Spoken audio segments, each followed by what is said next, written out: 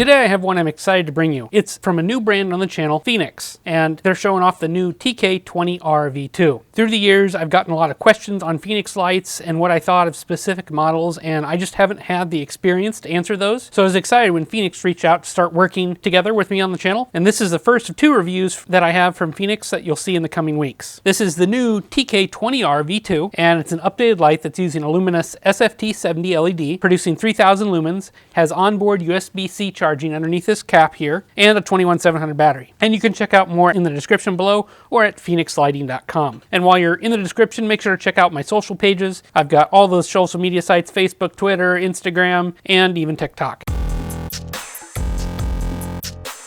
This is a pre-production light, so I don't have the final packaging of what it is at this time. If Fenix sends me a photo, I will have that included here. It did come with a 5000 milliamp hour 21700 button top battery. It did come with this USB A to C charging cable and a neat coin. I don't know if normal lights will come with a coin or not. I just kind of like it. It's kind of brass here and must be there 20 years. Other things that I know will come with the production light are a lanyard, a holster, and 2 spare O-rings, user's manual, and warranty card. I'm only going to hit on the high points of construction and design here, and I'm going to let the photos and video do the rest of the talking. The light is made from T6061 aluminum and it's nicely anodized black here. In my example here, you can see the markings don't completely line up. Hopefully that's something they modify in the final production version, and there's very minimal markings on the light itself, which I like. At the tail cap, you do have 2 buttons. You've got the larger tactile switch and then the mode button here, and we'll talk more about that in the UI section. You've got your lanyard attachments points here.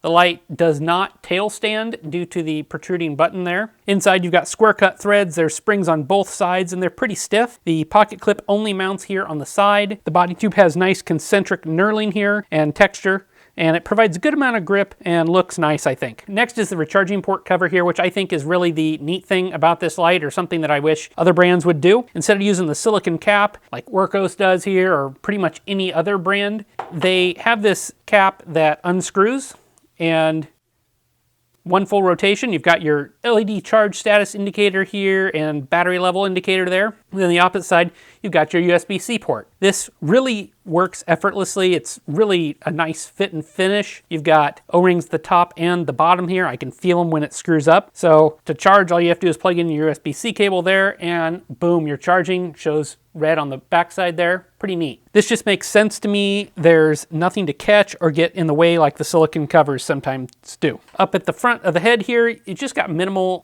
design. No real heat sinks or anything like that. You do have a bezel in the front here that does unscrew, and down in the smooth reflector you do have that nice LED in the center there. For size and weight, I measured the length at 152 millimeters, maximum diameter at the head at 34.1, minimum diameter in the body at 26 millimeters, and I measured the weight here with the battery and clip at 203 grams or 7.17 ounces, so a little on the heavy side. The light is IPX8 water rated and drop resistant to 1.5 meters. And just a few comparisons here. I've got an Olight Warrior Mini here. That's an 18650 light. I've got the Olight Seeker 2. This is a 21700 light as well. And then I've got the Claris XT21X. That's probably the nearest closest competitor to the Fenix here, and you can see it is considerably larger. So let's talk about the LED and beam here. The Fenix TK20R V2 is using the Lumens SFT70 LED in cool white. My opal meter here shows it as 6035 Kelvin and 67 CRI when on in turbo mode. In lower lumen modes, it warms up to about 5600 and has a noticeable green tinge into the beam to my eye. The beam has pronounced hotspot in the center and minimal spill and some tint shift. Parasitic drain was measured at a very low 1.8 microamps. Hopefully you can read this.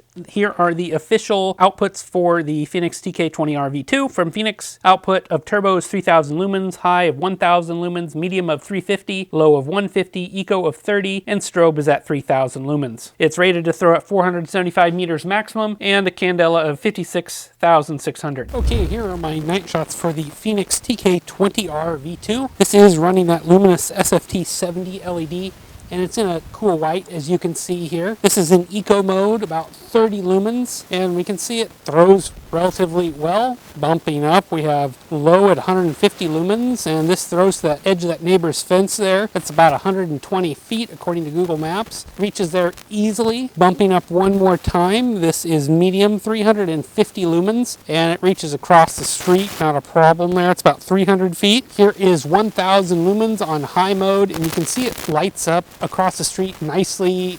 Anywhere close, blows out almost. Does a nice job here. We can see it's got a hot spot that's pretty big and I'd say a low amount of spill, but it's there. And here is top mode turbo, 3000 lumens. You can see it reaches the end of the space here. It hits the building in the distance, you can see there easily. That's 500 feet. They rate this at 475 meters of throw, 56,000 candela, and that seems to be accurate here. It's a nice, very usable beam, broad hot spot, but throws pretty well. Just a little bit of comparison, here is an Olight Seeker 2. This is also 3000 lumens. The optics are different. This produces a little bit different beam. It's a broader beam, but you can kind of see similar brightness, and it reaches out about similar distance. When I compare it to the Fenix here, the Fenix throws quite a bit better, and it's not as floody as what the Olight is, but a good comparison there. The Fenix also has strobe here, which I will activate now. It's a fast strobe and it pulses between different wavelengths here. For all my runtime tests, I used the included 5000 milliamp hour battery and measured it to % of relative output change, not total output, which is lumens. Starting with turbo, it lasted for about 2 minutes and 20 seconds before reaching equilibrium, and during this time the light peaked at about 45 degrees Celsius. It runs at this equilibrium point very steadily out to the 3-hour mark. I ran the same test and compared turbo to high and then to medium, and for total runtimes, you can see in the graph that high in the green had a few more step downs, but ended up at a very similar total runtime as turbo. Medium is a very flat output curve out to 7 hours and 40 minutes, where it began to step down, eventually shutting off at 9 hours, 18 minutes. When low voltage protection kicked in at 2.89 volts. So the UI here is very simple. It's a 2-button light at the tail cap, as I mentioned before. There is a large power button, which Fenix is calling the tactical switch. It's a forward clicky switch that turns on. You can turn it on in medium mode here, or do full lock like I am now. Then there's the smaller button there, and they are calling this the function switch. You can half press the tactical switch, as I mentioned, turn on the light before locking it fully on. Once it's on, you can use that function switch to go up in modes.